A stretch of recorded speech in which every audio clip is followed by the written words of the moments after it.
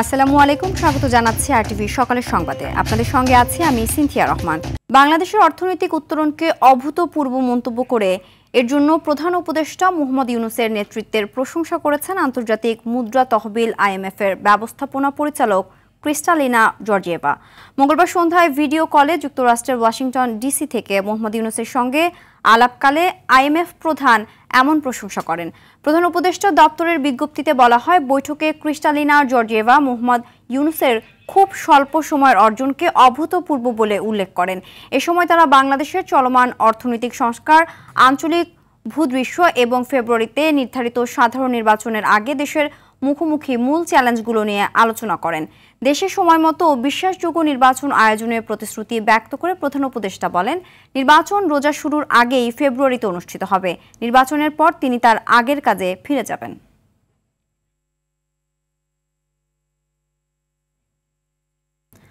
রাকসু হল সংসদ ও সিনেটে ছাত্র প্রতিনিধি নির্বাচনের তৃতীয় দিনের প্রচারে মুখর রাজশাহী বিশ্ববিদ্যালয় ক্যাম্পাস। চায়ের আড্ডা, বিভিন্ন একাডেমিক ভবন ও মেস এলাকায় ছুটছেন প্রার্থীরা। ভোটারদের মন জয় করতে দিচ্ছেন নানান প্রতিশ্রুতি। অন্যদিকে রাকসু নির্বাচনে 11টি প্যানেল বিভিন্ন নামে ভোট যুদ্ধে অংশ নেবে। আগামী 25 সেপ্টেম্বর ভোট গ্রহণের জন্য 8টি একাডেমিক ভবন সহ মোট 17টি ভোট কেন্দ্র তৈরি করা হচ্ছে। মহান শিক্ষা দিবস আজ। 63 বছর ধরে দেশে দিবসটি পালিত হলেও এখনও তৈরি হয়নি একটি মানসম্মত শিক্ষানীতি। এজন্য সরকারগুলোর সদিচ্ছার অভাবকে দায়ী করছেন শিক্ষাবিদরা। প্রাথমিক থেকে উচ্চশিক্ষা পর্যন্ত সর্বস্তরে ঢেলে সাজানো দরকার বলে জানান অধ্যাপক ডক্টর আফম ইউসুফ হায়দার। আর মানসম্মত ও টেকসই শিক্ষানীতির জন্য নৈতিকতার সঙ্গে ধর্মীয় মূল্যবোধের মিশ্রণ দরকার বলে মনে করেন অধ্যাপক ডক্টর চৌধুরী মাহমুদ হাসান। অরণ্য গফুরের রিপোর্ট। 1958 সালে গঠিত শরীফ কমিশনের শিক্ষানীতি মেনে নিতে না পেরে আন্দোলনে নামে ঢাকা বিশ্ববিদ্যালয় সহ তৎকালীন পূর্ব পাকিস্তানের ছাত্ররা। 1962 সালে 17 সেপ্টেম্বর হরতাল ডাকে ছাত্র সংগ্রাম পরিষদ। মিছিলে পুলিশ হামলা চালালে নিহত হয় কয়েকজন। সেই থেকে দিনটিকে শিক্ষা দিবস পালন করে আসছে দেশের বিভিন্ন রাজনৈতিক, সামাজিক ও সাংস্কৃতিক সংগঠন। পাকিস্তান আমল পেরিয়ে বাংলাদেশের 54 বছর অতিবাহিত হলেও এখনও গ্রহণযোগ্য কোনো শিক্ষানীতি পায়নি বাংলাদেশ। 6টি পূর্ণাঙ্গ ও 3টি আংশিক শিক্ষা কমিশনের কোনোটা আংশিক বাস্তবায়ন হয়েছে, কোনোটা আলোর মুখই দেখেনি। সরকার পরিবর্তন হলে বদলে যায় দেশের শিক্ষা পদ্ধতিও। এটাকে ঔপনিবেশিক প্রভাবের ফল বলে মনে করেন শিক্ষাবিদরা। কলোনিয়াল পাওয়ার চলে গেছে, কিন্তু কলোনিয়ালের তার ইনফ্লুয়েন্স রয়ে গেছে। এটা থেকে আমরা উত্তরণ করতে পারি না। তো আমাদের কোনো সরকার সঠিকভাবে এদেশের গণমানুষের বিশ্বাসের প্রতিফলন কোনো শিক্ষা নিতে পারে না। এই জন্য শিক্ষানীতি হয়নি। স্বৈরাচার সরকারের আমলে শিক্ষা ব্যবস্থাকে সম্পূর্ণভাবে ধ্বংস করে দেওয়া হয়েছে।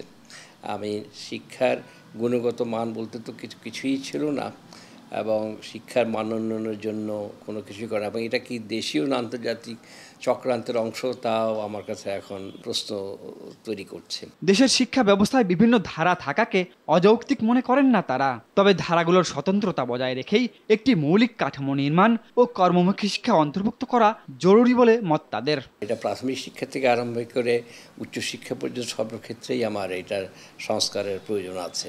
মাদ্রাসা শিক্ষায় কিছুটা পার্থক্য থাকবেই, তবে যতটুকু সম্ভব আধুনিক শিক্ষা সমস্ত ধারার ভিতরেই চালু করা উচিত। দুটি স্ট্রিমকে এক করা ডিফিকাল্ট, আমি মনে করি ঠিক হবে না। তারা যেহেতু রিলিজিয়াস শিক্ষা দিচ্ছে, কোরআন শিখছে, হাদিস শিখছে, তার সঙ্গে আমরা তাদেরকে বিভিন্ন ভোকেশনাল ট্রেনিং দিলাম। আমার প্রশাসনের যে রুলস, তার সঙ্গে এটা যোগ করে দিই যে যেহেতু আমি চাকরি করছি, সেহেতু এটা জনগণের টাকা নিয়ে আমি সেবা করছি, এই সেবাটা যদি আমি ফাঁকি দিই, সরকারকে ফাঁকি দিচ্ছি কিন্তু আল্লাহকে ফাঁকি দিচ্ছি। এই জিনিসটা তাকে একটা স্টুডেন্টকে ঢুকাইতে পারে, তাহলে সে সত্যিকার অর্থে দেশপ্রেমিক সৎ একটা মানুষ হবে, যোগ্য মানুষ হবে। ফ্যাসিবাদী আমলে প্রণীত শিক্ষানীতির বিপর্যয় কাটাতে জুলাই বিপ্লব যে সুযোগ এনে দিয়েছে, তা কাজে লাগিয়ে একটি আদর্শ শিক্ষানীতি প্রণয়নের আহ্বান অধ্যাপক ইউসুফ হায়দার ও চৌধুরী মাহমুদ হাসানের। যে শিক্ষানীতি দেশপ্রেমমূলক তৈরি হবে না, সেই দেশ শিক্ষানীতি আমার দেশে কোনো কাজে লাগবে না। আশা করি আমরা সামনে একটা ভালো শিক্ষানীতি পাবো। অরণ্য গফুর, আরটিভি, ঢাকা। মানবতা বিরোধী অপরাধের মামলায় ক্ষমতাচ্যুত প্রধানমন্ত্রী শেখ হাসিনা সহ 3 আসামির বিরুদ্ধে আজ সাক্ষ্য দেবেন জুলাইয়ের অন্যতম যোদ্ধা ও এনসিপির আহ্বায়ক নাহিদ ইসলাম।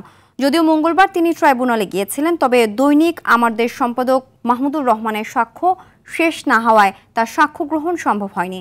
বিচারপতি গোলাম মর্তুজা মজুমদারের নেতৃত্বাধীন আন্তর্জাতিক অপরাধ ট্রাইব্যুনাল 1-এ হবে এ মামলার সাক্ষ্য গ্রহণ। এখন পর্যন্ত এ মামলায় 46 জনের সাক্ষ্য গ্রহণ শেষ হয়েছে।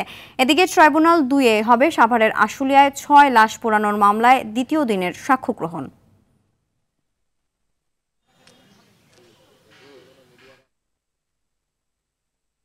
দিনাজপুরের হিলিতে নির্মাণের একদিন না পেরোতেই উঠে যাচ্ছে নতুন রাস্তার পিচ। স্থানীয়দের অভিযোগ, ঠিকাদার ও এলজিইডি কর্মকর্তাদের যোগসাজশেই এমন নিম্নমানের কাজ হচ্ছে। তবে ঠিকাদারি প্রতিষ্ঠান বলছে কার্পেটিংয়ের সময় বৃষ্টির কারণে এ সমস্যা হয়েছে। এদিকে সড়কের কাজে অনিয়ম পেলে ব্যবস্থা নেওয়ার আশ্বাস দিয়েছেন উপজেলা প্রকৌশলী। হিলি প্রতিনিধি আব্দুল আজিজের পাঠানো তথ্যচিত্রে বিস্তারিত জানাচ্ছেন আবরার মাহি। দিনাজপুরে হিলির খট্টা মাধবপাড়া ইউনিয়নের হিলি বিরামপুর সড়কের লোহাচড়া মোড় থেকে গ্রামের ভেতর পর্যন্ত প্রায় 1.5 কিলোমিটার সড়ক মেরামতের জন্য টেন্ডার প্রক্রিয়া সম্পন্ন করে উপজেলা প্রকৌশল অধিদপ্তর। 24,95,000 টাকার কাজটি পায় দিনাজপুরের ঠিকাদারি প্রতিষ্ঠান মতিন এন্টারপ্রাইজ।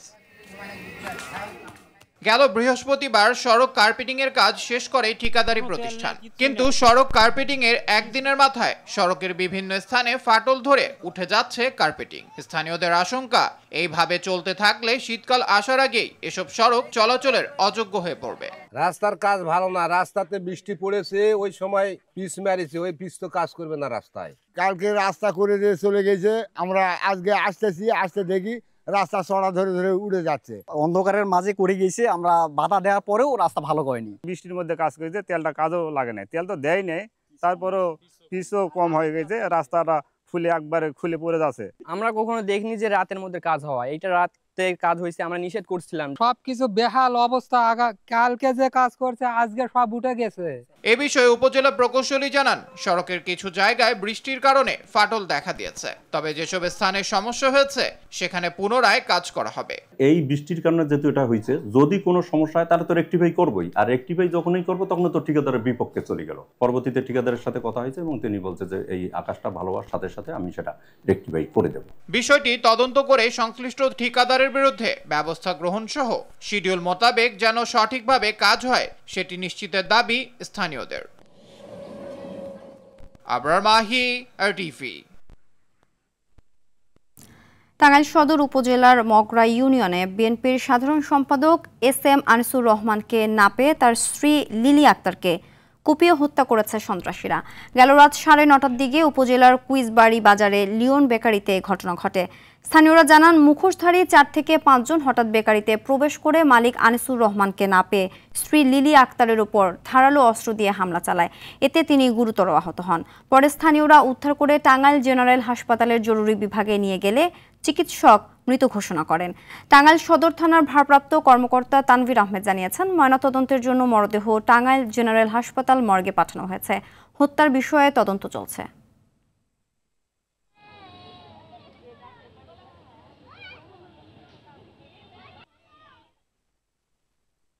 ময়মনসিংহ কৃষি বিশ্ববিদ্যালয় কলেজে বর্তমানে বিরাজ করছে নাটকীয় পরিস্থিতি। খেলাধুলা নিয়ে স্থানীয় কিশোরদের সঙ্গে কলেজ কর্তৃপক্ষের দ্বন্দ্ব গড়ায় অনশন পর্যন্ত। কলেজের শিক্ষকদের অভিযোগ, স্থানীয়দের তরফ থেকে তারা পেয়েছেন বোমা হামলার হুমকি। অন্যদিকে স্থানীয়রা বলছেন, শিক্ষকদের কথা পুরোটাই ভিত্তিহীন ও উদ্দেশ্যপ্রণোদিত। ময়মনসিংহ প্রতিনিধি মোজাম্মেল খোকনের তথ্যচিত্রে বিস্তারিত জানাচ্ছেন লামিয়া তানজিন মাহমুদ। মাঠে তালা ঝুলিয়ে দিয়েছে ময়মনসিংহ কৃষি বিশ্ববিদ্যালয় কলেজ কর্তৃপক্ষ। কলেজ ছুটি হলেই আর কেউ মাঠে প্রবেশ করতে পারছে না, অথচ এ মাঠে জড়িয়ে আছে খেলাধুলা থেকে শুরু করে শৈশবের নানা স্মৃতি। খেলার মাঠ বন্ধ কেন, এমন প্রশ্ন তোলে প্রতিবাদ জানায় স্থানীয় কিশোররা। বহু বছর ধরে কলেজ মাঠে স্থানীয়রা খেলাধুলা করলেও হঠাৎ করে কলেজ কর্তৃপক্ষ তাদের মাঠে ঢুকতে দিচ্ছেন না বলে অভিযোগ করেন স্থানীয় শিশু কিশোর ও সাবেক শিক্ষার্থীরা। বিভিন্ন মাধ্যমে স্যারদের সাথে আমরা যোগাযোগ করি, কথা বলি যে স্যার আমাদের খেলার মাঠটা খুলে দেন, আমরা খেলাধুলা করতে পারি, কিন্তু স্যাররা কোনোভাবে আমার কথা শুনে না, স্যারের তালাবদ্ধ করে রাখে। কিন্তু বিগত কয়েকদিন ধরে আমরা অল টপকাই খেলাধুলা করি, কিন্তু কিছুই বুঝলাম। হঠাৎ করে তারা আমরণ অন্বেষণ করলো স্যাররা আমাদের বিপক্ষে। আমি আসছি অভিভাবক হিসাবে, একটাই দাবি যে 4টার পরে অন্তত কলেজ চলে না। তখন কি হয়? তখন কি কলেজে কোনো বাণিজ্য হয়? বাণিজ্যের কথাবার্তা হয় যে তাদের বাণিজ্য নষ্ট হবে। তাদের কি কোচিং বাণিজ্য আছে, না নিয়োগ বাণিজ্য আছে। কোনো কারণে আমাদেরকে খেলতে দিতেছে না, বোমা মারার কথা, এগুলো হচ্ছে সম্পূর্ণ মিথ্যা কথা, এগুলো কেউ বলে নাই, ওইগুলো হচ্ছে স্যারদের মারানো কথা। অন্যদিকে বহিরাগত ও সাবেক শিক্ষার্থীরা জোরপূর্বক কলেজ মাঠে ঢুকে খেলার নামে কলেজের স্থাপনা গাছপালা ভাঙচুর করছে ও কলেজ উড়িয়ে দেওয়ার হুমকিও দিয়েছে। এমন অভিযোগে জেলার শহীদ মিনারে আমরণ অনশন পালন করেন কলেজের অধ্যক্ষ সহ শিক্ষকরাও।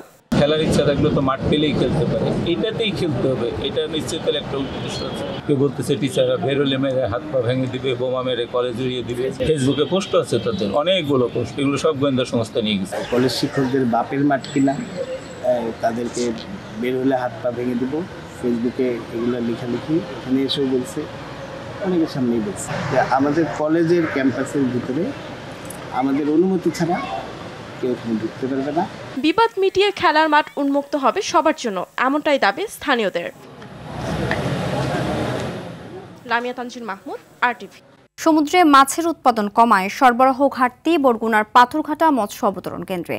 ঘাটে মাছের সংকটে বিক্রি হচ্ছে বেশি দামে, এতে রাজস্ব বেড়েছে 13.5%। গবেষকরা বলছেন নিষিদ্ধ পদ্ধতিতে সমুদ্রে ক্যাটফিশ ও পিনিয়াস প্রজাতির মাছ শিকারে উৎপাদন কমেছে আশঙ্কাজনক হারে। অবৈধ পদ্ধতিতে মাছ শিকার বন্ধের তাগিদ সংশ্লিষ্টদের। পাথরঘাটা থেকে তাওহিদুল ইসলাম শুভ্র পাঠানো তথ্যচিত্রে আরও জানাচ্ছেন আব্দুল হামিদ। দেশের দ্বিতীয় বৃহত্তম মৎস্য অবতরণ কেন্দ্র বরগুনার পাথরঘাটায় গত কয়েক বছর ধরে মাছের সরবরাহ কমছে এই ঘাটে। 2023 সালে এখানে মোট মাছ বিক্রি হয় 3,587 মেট্রিক টন, যা 2024 সালে কমে দাঁড়িয়েছে 3,405 মেট্রিক টনে। সরবরাহ কম হয় বেশি দামে বিক্রি হয়েছে মাছ। 2023 সালে 1,85 লাখ টাকা রাজস্ব আদায় হলেও 2024 সালে তা বেড়েছে প্রায় 46 লাখ টাকা। কাঙ্ক্ষিত মাছ না পাওয়ায় বিপাকে পড়েছেন জেলেরা। অনেক জায়গা যায় বোম মাছ, ম্যাটে মাছ এগুলো আসতো, ঢেলা মেলা বাজ মাছ অনেক আসতো, কিন্তু এখন বর্তমান মাছ অনেক কমে গেছে। ট্রলিং নামার আগে আমরা এগুলো পাইছি, যখন থেকে ট্রলিং নামছে সাগরে তখন থেকে এই ভোল, সোনাপাতা, সোনাভোল, বিভিন্ন জাতের মাছ, এগুলো বড় মাছ কোনো কিছু আমরা এখন আর পাই না। যত গুঁড়ো মাছ আছে সব মারিয়েলা, মাছ বড় হইতে পারে না, এর আগে সব মাছ মারিয়েলা। গোপ জাল আছে, বেন্দি জাল আছে, এই যে চিংড়ি মাছের জাল আছে, সম্পূর্ণ পোনাগুলা সব বিনষ্ট করছে। 2-4-5 জন লোক কোটি কোটি টাকার মালিক হয়েছে। প্রশাসনিক কোনো তৎপরতা নাই, প্রশাসনের ঢিলে ঢালা কাজ করে, তারা টাকার বিনিময়ে তাদের ট্রলিং অবৈধভাবে চলতেছে। সমুদ্রে ক্যাটফিশ প্রজাতির গাগরা, ট্যাংরা, লাখা, বলপমা, চাতা এবং পিনিয়াস প্রজাতির কোরাল, জাবা সহ বিভিন্ন প্রজাতির মাছের উৎপাদন কমেছে। এখন যে পরিমাণ অবৈধ জাল ব্যবহার হচ্ছে, ট্রলিং ব্যবহার হচ্ছে এবং উপকূলে যেটা ব্রিডিং এবং নার্সিং গ্রাউন্ড যে জায়গায় রয়েছে এই জায়গাতেও কিন্তু ট্রলিং দিয়ে কিন্তু অবৈধভাবে মাছ ধরছে। এতে কিন্তু সাগরের প্রাপ্যতা কমছে এবং মাছের প্রাপ্যতা কমছে, এবং এর পাশাপাশি আরো যে বিষয়টা সার্বিকভাবেই কিন্তু আমাদের সাগরটা কিন্তু দূষণের মধ্যে পড়ছে। নিষিদ্ধ পদ্ধতিতে মাছ শিকার বন্ধ না হলে হারিয়ে যেতে পারে বিভিন্ন প্রজাতির মাছের উৎপাদন। এ বিষয়ে দ্রুত পদক্ষেপ গ্রহণের আহ্বান সংশ্লিষ্টদের। আব্দুল হামিদ, আরটিভি। সকালের সংবাদ এ পর্যন্তই। মধ্যাহ্নের সংবাদ দুপুর 12টায় দেখার আমন্ত্রণ রইল। ধন্যবাদ সবাইকে।